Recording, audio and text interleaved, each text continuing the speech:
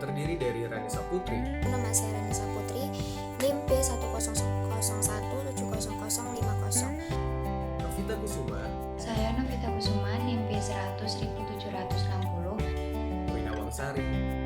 Saya Puri Lawangsari Ainun Nurjana, NIM B100170066. Dan saya sendiri Lutfi Alfisyahri dengan NIM B1170080.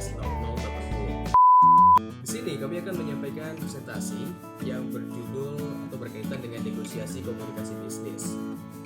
Baik, kita langsung masuk ke negosiasi dan cakupannya. Negosiasi dipahami sebagai sebuah proses di mana terdapat pihak yang ingin menyelesaikan permasalahan, melakukan suatu persetujuan untuk melakukan suatu perbuatan, melakukan penawaran untuk mendapatkan keuntungan tertentu, dan untuk berusaha menyelesaikan permasalahan untuk keuntungan tertentu atau biasa kita sebut dengan win-win solution. Negosiasi biasa dikenal sebagai salah satu bentuk alternatif dispute resolution. Untuk secara sederhananya, negosiasi terjadi bila orang lain memiliki apa yang kita inginkan dan kita bersedia menukarnya dengan apa yang diinginkan oleh mereka. Jadi dapat disimpulkan, negosiasi adalah suatu cara antara dua orang atau lebih yang berbeda kepentingan, baik itu berupa pendapat, pendirian, maksud atau tujuan dalam mencari kesepahaman dengan cara mempertemukan penawaran dan permintaan dari masing-masing pihak, sehingga tercapai suatu kesepakatan atau kesepahaman kepentingan, baik itu berupa pendapat, pendirian, maksud, atau sebuah tujuan, yaitu untuk mencapai kesepakatan bersama. Untuk prinsip dari negosiasi ada 4 poin. Yang pertama, memisahkan perasaan pribadi dengan masalah yang sedang dihadapi. Kemudian yang kedua, berfokus pada kepentingan, bukan kepada posisi. Untuk poin ketiga, mengumpulkan beberapa pilihan sebelum membuat keputusan akhir. Dan yang keempat, karismatik. Vokal yang terdengar harus meyakinkan pada saat negosiasi. Untuk karakteristik negosiasi, dalam melakukan negosiasi, usahakan melibatkan orang baik sebagai individual, perwakilan organisasi atau perusahaan, baik itu sendiri ataupun kelompok.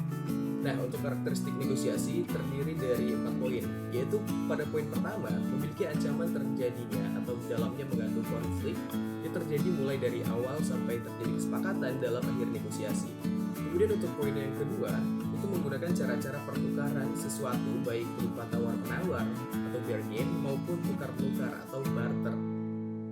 Untuk poin yang ketiga, hampir selalu berbentuk tatap muka yang menggunakan bahasa lisan, gerak tubuh, maupun ekspresi.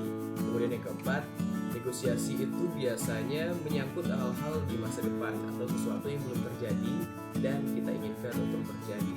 Yang selanjutnya saya akan membahas tentang kemampuan negosiasi. Yang pertama, yaitu kemampuan menentukan serangkaian tujuan namun tetap fleksibel dengan sebagian diantaranya. Yang kedua, kemampuan untuk mencari kemungkinan-kemungkinan dari pilihan yang banyak.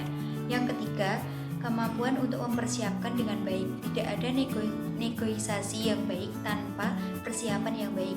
Yang keempat, kompetensi interaktif, yaitu mampu mendengarkan dan menanyakan pihak-pihak lain. Yang kelima, kemampuan menentukan prioritas.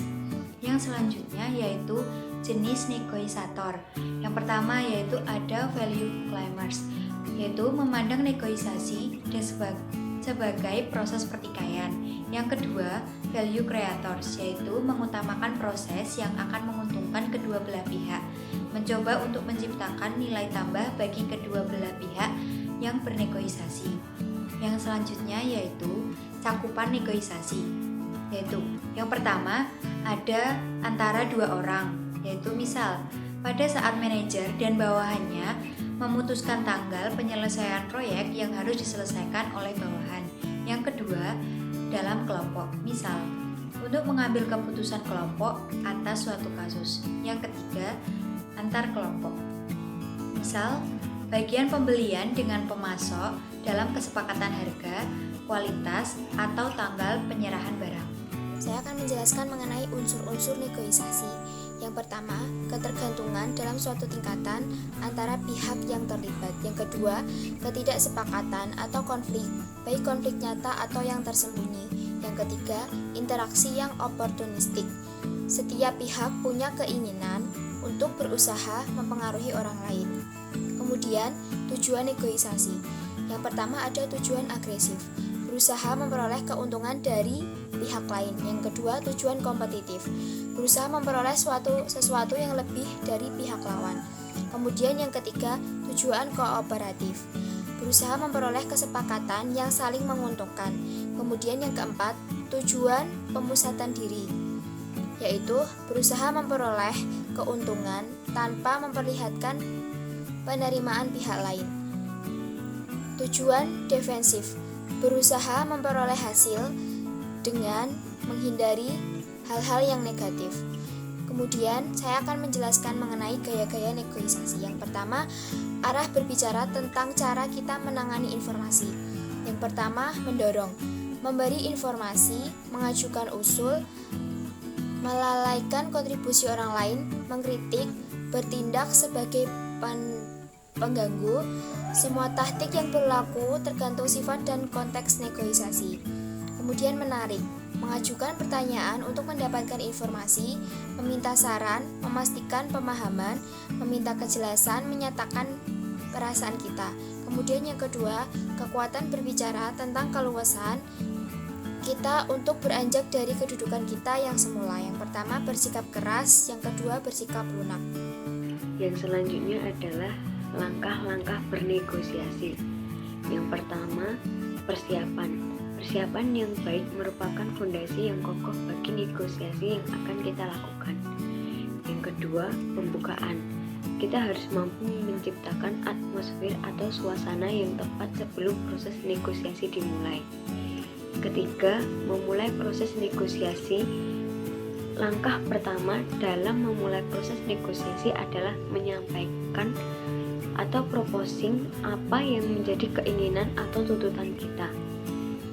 Keempat, membangun kesepakatan. Babak terakhir dalam proses negosiasi adalah membangun kesepakatan dan menutup negosiasi. Selanjutnya adalah manajemen konflik. Pertama, kuadran kalah-kalah atau menghindari konflik, atau bisa berarti bahwa kedua belah pihak sepakat untuk menyelesaikan konflik atau menemukan kesepakatan untuk mengatasi konflik tersebut. Yang kedua, kuadran menang kalah atau persaingan. Kuadran kedua ini memastikan bahwa kita memenangkan konflik dan pihak lain kalah. Biasanya kita menggunakan kekuasaan atau pengaruh kita untuk memastikan bahwa dalam konflik tersebut kita yang keluar sebagai pemenangnya. Ketiga, kuadran kalah menang atau mengakomodasi. Agak berbeda dengan kuadran kedua. Kuadran ketiga yaitu kita kalah, mereka menang. Ini berarti kita berada dalam posisi mengalah atau mengakomodasi kepentingan pihak lain. Yang keempat, kuadran menang-menang atau kolaborasi. Kuadran pertama ini disebut dengan gaya manajemen konflik kolaborasi atau bekerja sama. Tujuan kita adalah mengatasi konflik dengan menciptakan penyelesaian melalui konsensus atau kesepakatan bersama yang mengikat semua pihak yang terikat. Yang kemudian adalah negosiasi dengan hati. Negosiasi sebenarnya melibatkan 3 hal pokok yang kami sebut sebagai negotiation triangle, yaitu terdiri dari heart, yaitu karakter atau apa yang ada di dalam kita yang menjadi dasar dalam kita melakukan negosiasi. Head, yaitu metode atau teknik-teknik yang kita gunakan dalam melakukan negosiasi. Hands, yaitu kebiasaan-kebiasaan dan perilaku kita dalam melakukan negosiasi yang semakin menunjukkan jam terbang kita menuju keunggulan atau keahlian dalam bernegosiasi. Baik, itu dia presentasi dari kami kelompok 12. Lebih dan kurangnya mohon dimaafkan. Terima kasih. Wassalamualaikum warahmatullahi wabarakatuh.